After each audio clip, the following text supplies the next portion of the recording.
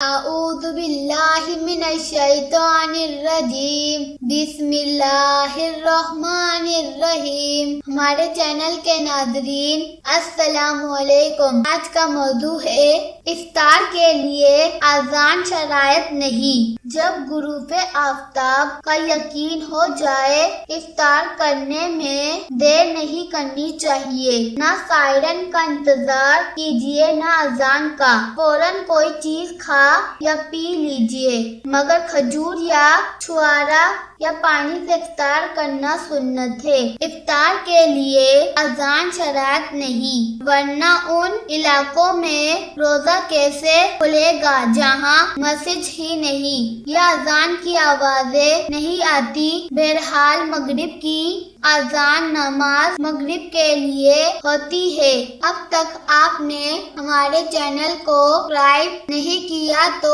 ہمارے چینل کو سبسکرائب اور کمیونٹی پوسٹ کو لائک کیجیے۔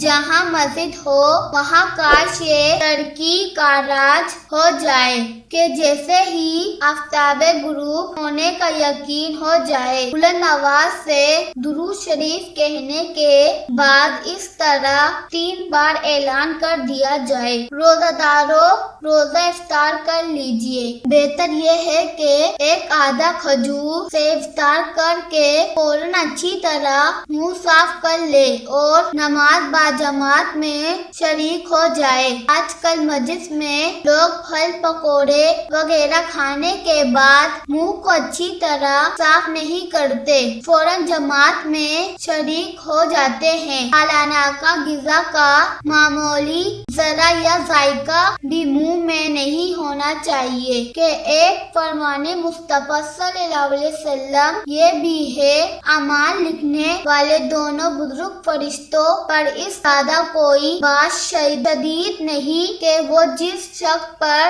مقرر ہے اسے اس حال میں نماز پڑھتا دیکھے کہ جیسے دانتوں کے درمیان کوئی چیز ہو۔ اعلیٰ حضرت رحمۃ اللہ علیہ فرماتے ہیں کہ جب بندہ نماز کو کھڑا ہوتا ہے فرشتہ اس کے منہ پر اپنا منہ رکھتا ہے، یہ جو پرزہ ہے اس کے منہ سے نکل کر فرشتے کے منہ میں آ جاتا ہے۔ اس وقت اگر کھانے کی کوئی شے کے دانتوں میں ایسی سب اجزا ہوتی ہے کہ اور شے سے نہیں ہوتی۔